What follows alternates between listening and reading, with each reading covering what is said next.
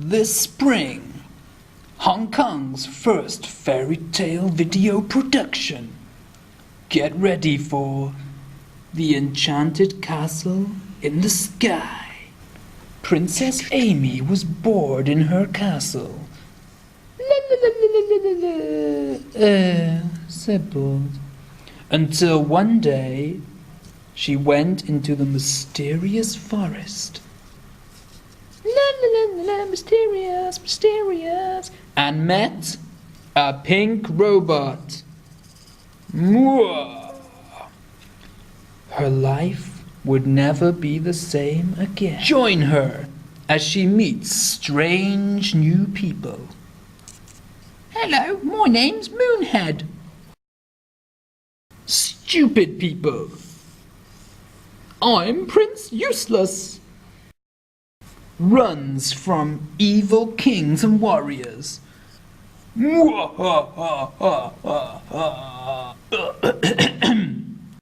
Fights deadly ninjas. Why? Hi, ninja fight. And finally enters the castle of Daisy the Witch. Hello. Can she survive? Is Daisy really as evil as we think she is? Does this castle have internet? Find out this spring. For more information, all you have to do is go to this website, www.britishinhk.com, or email yle.note@gmail.com. My voice is getting very painful right now. Goodbye.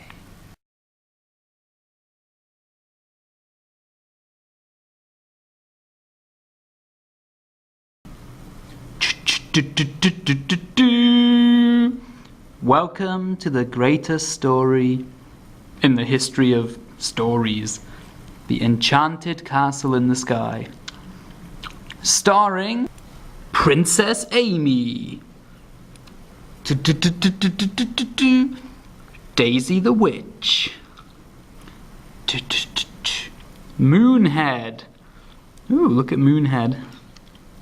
And oh, this one is big. The pink robot. Who else? The evil uncle.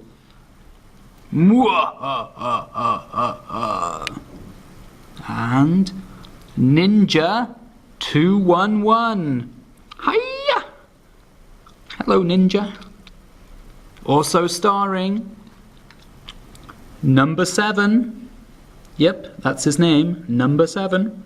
And the stupidest man ever, Prince Useless. Hello. Are you ready for the story? Okay, Mr. Ollie is going to read the story. If you find any difficult words, just pause the video, find your nearest dictionary, and look up the meaning. Chapter 1. Once upon a time, there was a princess called Amy who lived in a small castle on the edge of a large, mysterious forest. There wasn't much to do in the... Wait! I don't like stories that start with once upon a time. Every story starts this way. I'm sick of it. Okay, so my story will start differently. Let me think. Mr. Ollie stands up and hits his head against the wall 10 times. Aha! This is his way of thinking. After the 10th time, he says ouch, rubs his head, and then sits back down. Okay, I know how to start the story. So, here we go again. One cold winter, many years ago, there was a young princess called Amy who lived in a small castle on the edge of a large, mysterious forest. There wasn't much to do in the castle, as it was so small. And there were no friends for Amy to play with, as she was the only person in the castle. Well, there was a helper too, but she was usually busy cleaning the castle. So, there she was, all alone in a small castle. What did she do every day? Here, let's look at her schedule. Monday. Amy runs to the top of the castle and walks along the castle roof. Oh, quite dangerous, especially during winter when there was lots of ice. No, only joking. Tuesday, the helper is told to hide in the castle. Amy counts to 100, then tries to find her. The only problem is that the helper always hides in the same place, the kitchen. And she doesn't really hide, she just stands in the middle of the kitchen, trying to clean something. Naughty helper. Friday. Amy talks to the insects in the garden. She asks them how they are feeling and helps them climb out of the snow if it's very thick. Then, after lessons, she takes the toy gun, dresses in a rubbish robot costume, and pretends there is an evil witch in the castle. Evil witch? Ooh. She runs around the castle, shoots the evil witch, and saves the helper. It sounds quite fun, doesn't it? But Amy didn't have that much fun. You see, there was no one else who wanted to play with her. And worse, she couldn't play these games that often because she had to study with her tutor from Monday to Friday. And there was always lots and lots of homework to do afterwards. Where were her mother and father? Amy's mother was around in the evening. Ooh, hello, Amy's mother. Just in time to have dinner with her daughter and read her a bedtime story, usually about evil witches and brave princesses.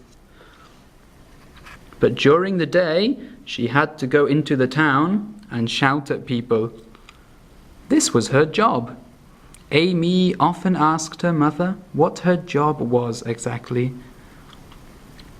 But her mother's answer was very confusing and difficult to understand. Well, I shout at people and help them to use their money to make more money. Huh? Said Amy, scratching her head. The people in the town give me their money and I tell them where to put it so they can make double the money they had before. Amy still didn't understand. How could money double itself? I don't understand, Mum. If everyone doubles their money, why isn't everyone in the town rich? Her mother smiled, put the extra blanket over her daughter, and kissed her goodnight, and pushed her out of the bed. Oops. You don't need to worry about money yet, darling, her mother said, standing up and turning off the lights. Just go to sleep and have fun dreams, and then tomorrow you can study and play again. Amy nodded, said good night to her mother, good night, and then went to sleep. But she didn't have fun dreams that night. She had a very strange dream. She was walking deep into a large, mysterious forest. Ooh, you see? Looking for her father. And after hours of walking, she came to a huge tree in the middle of the clearing. Looking up towards the sky, she couldn't see the top of the tree, But it didn't matter. She started climbing it anyway, and she climbed and climbed until finally she was in the clouds.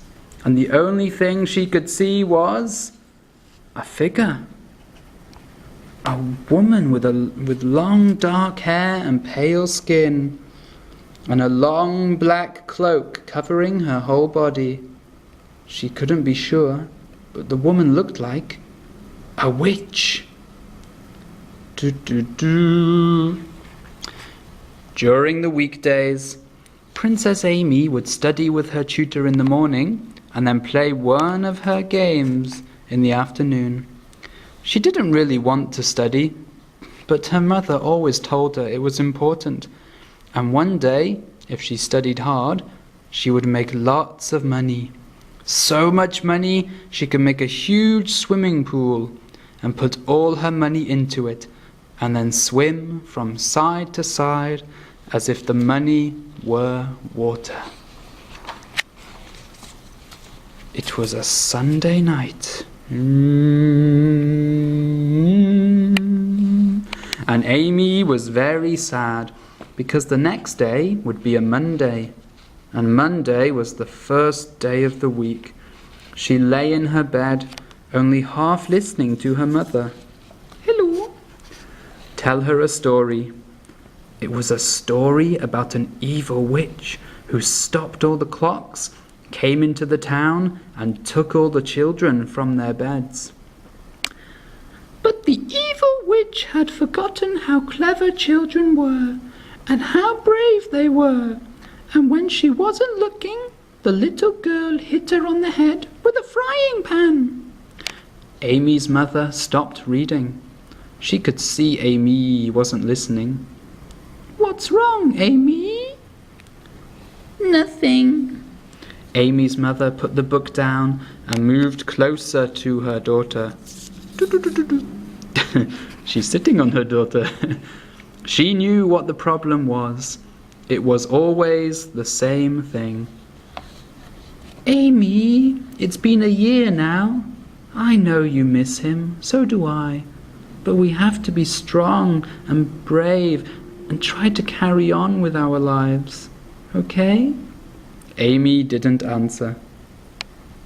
"Amy." On the desk by the side of her bed, there was a photograph with 3 people. Amy, her mother, and her father. Amy turned to the side and looked at it.